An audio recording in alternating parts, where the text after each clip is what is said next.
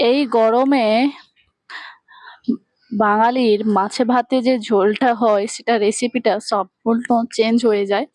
মানে আমি বলতে চাইছি খুবই অল্প মশলায় এখানেও আমি আজকে ঝিঙে, পেঁপে, আলু দিয়ে একটা সুন্দর করে রুই মাছ দিয়ে ঝাল বানাবো। যার জন্য খুব অল্প পরিমাণে মশলা, কোনো আদা রসুনের ব্যবহার নেই এখানে। আমি নিয়ে নিয়েছি কাঁচা লঙ্কা, ধনেপাতা, কালো জিরে আর গোটা জিরে, গোটা ধনে যেটা আমি পেস্ট করে নেব। আর নিয়ে নিয়েছি পেঁয়াজ আর টমেটো।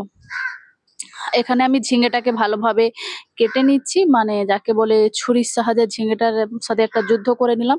আর এখানে আমি নিয়ে নিয়েছি ছোট্ট করে পেঁপে, কারণ আমি একা মানুষ, বেশি পেঁপের কোনো প্রয়োজন হয় না। পেঁপেটাকে আমি এখানে ভালো করে নিয়ে তার ছাল ছাড়িয়ে নিচ্ছি।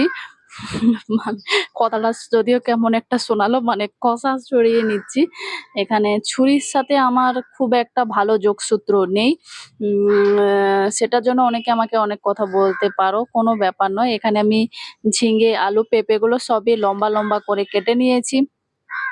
পেঁপে আর আলুটাকে আমি হালকা করে ভাপিয়ে নেওয়ার জন্য অল্প পরিমাণে জল দিয়ে ভাপিয়ে নিচ্ছি, যাতে ঝোল রান্নার সময় খুব তাড়াতাড়ি রান্না করা যায়, বা ভাপিয়ে নিলে রান্নাটার স্বাদ বেড়ে যায়। এখানে আমি ভেজে নিচ্ছি মাছগুলোকে খুব ভালোভাবে, যেটা আমি রুই মাছ কিনে এনেছিলাম আজ। মাছগুলো খুব ভালোভাবে ভাজা হয়ে গেলে এখানে আমি সব মশলাটা অলরেডি রেডি করে নিয়েছি, দেখতেই পাচ্ছ। ধনে আর জিরে গুঁড়োটা আমার পেস্ট হয়ে গেছে। বাদবাকি এখানে আমি ঝিঙেটাকে একটু অল্প তেলে কষিয়ে নেব। মানে কষিয়ে নেওয়া মানে এটাকেও হালকা করে তেলে ভাপিয়ে নেওয়া বলে, যাতে ঝিঙের কাঁচা গন্ধটা আর না থাকে।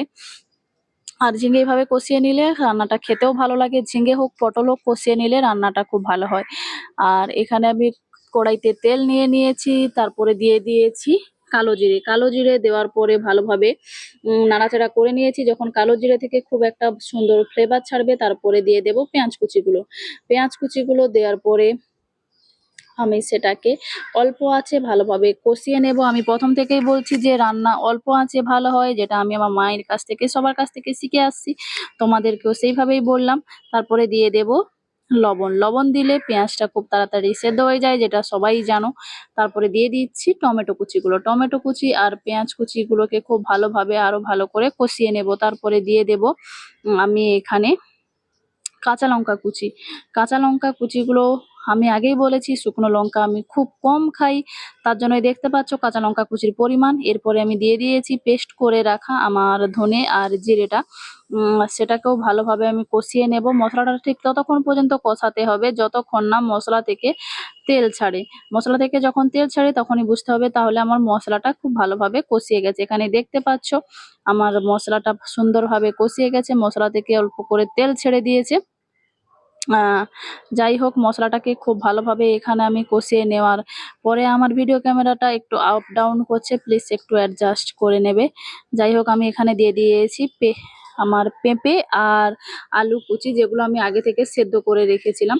পেঁপে আলু কুচিগুলোকে আবার ভালোভাবে নেড়ে চেড়ে নিচ্ছি, মানে মশলার সাথে মিশিয়ে নিচ্ছি। মশলার সাথে পেঁপে আলু সেদ্ধটাকে যত ভালোভাবে মিশিয়ে নেবে, একসাথে কষিয়ে নেবে, তত হয় কি মশলার ফ্লেভারটা খুব ভালোভাবে পাওয়া যায় তরকারির মধ্যে, বা আলু পেঁপেগুলো খেতেও খুব ভালো লাগে। যাই হোক, কথা বলতে বলতে এখানে প্রায় আমার মশলার সাথে সবকিছু খুব ভালোভাবে কষিয়ে নেওয়া হয়ে গেছে। এবার ঠিক যতটা পরিমাণ আপনারা চান ততটা পরিমাণে জল দিয়ে দেবেন। আর এই ঝোলটা খুব পাতলা করে রান্না করা হয়, মানে এটা পাতলা ঝোল খেতেই গরমের সময় খুব ভালো লাগে, আমরা ভালোবাসি।